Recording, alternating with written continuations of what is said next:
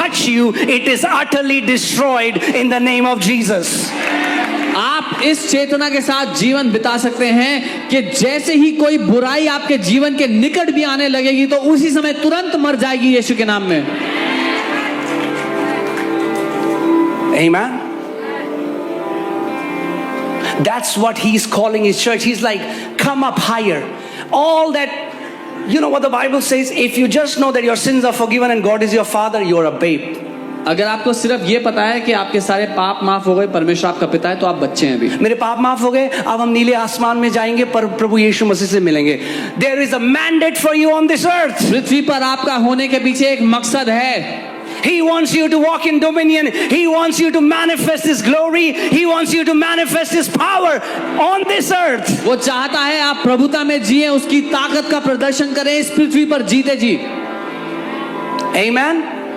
He wants you to be a partaker. That means a partner of divine nature. वो चाहता है कि उस अलौकिक स्वास्थ्य के हिस्सेदार बन जाएं आप। Amen. Partaker simply means partner. So God is saying, hey, will you be my partner? साधारण रूप से परमेश्वर ये कह रहा है, क्या मेरे पार्टनर बनोगे? I will teach you how to walk in dominion. मैं तुम्हें सिखाऊंगा कैसे प्रभुता में जीना है। People have made it about Christianity. People have made it about a religion. It's not about Christianity. It's not about a religion. It's about the sons of God redeeming this earth.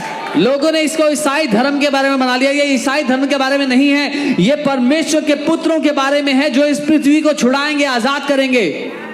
Amen. Do you know these apostle, prophet, pastor, teacher, evangelist? This is only for a time until the church rises up to maturity. And when we rise up to maturity, we will have one title, and that is the Son of God.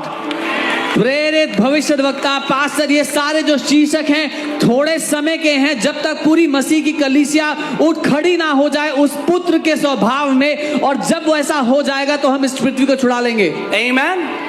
The entire creation responds to the voice of the sons of God. सारी सृष्टि परमेश्वर के पुत्रों की आवाज को जवाब देती है। Apostle Paul says in Romans 8 that the creation is growing. Creation. पौलुस प्रेरित रोमी 8 में कहते हैं सारी सृष्टि कर्रा रही है। The rivers are crying. नदियां रो रही हैं। The mountains are crying. पहाड़ रो रहे हैं। Like what? क्या बोल रहे हो? Yes. The earth is groaning. When will the sons of God come and redeem us from this bondage? पृथ्वी रो रही है ये कहते हुए कि कब परमेश्वर के पुत्र आएंगे और हमें आजाद करेंगे इस बंधन से। That's your mandate. ये आपका मकसद है। To walk in dominion. प्रभुता में जीना। But let's start walking in dominion little by little. Say little by little. लेकिन थोड़ा थोड़ा करके शुरुआत करते हैं प्रभुता में जीना। बोले थोड़ा थोड़ा करके। You keep getting a headache? अगर सर दर्द होता है बार बार, start taking dominion over the headache. उस पर प्रभुता करना शुरू करो। Overcome that. उस पर जय पाओ। You have acidity problem? किसी को एसिडिटी की take dominion over that. उस पर प्रभुता करो। When to go to another thing? एक और बात पर जाओ। Keep walking in dominion. Keep increasing your sphere of dominion over and over and over. प्रभुता में बढ़ते जाओ, एक एक कर जय पाते जाओ चीजों पर, और अपना जो प्रभुता का क्षेत्र है उसको बढ़ाते जाओ एक एक करके। Wow. I don't know how many, कितने लोगों को समझ में आ रहा है? I don't know. कितने लोगों ने समझ तो नहीं आ रहा, वो हाथ खड़ा कर देते हैं। You are not a victim. आप बेचारे नहीं हो। You are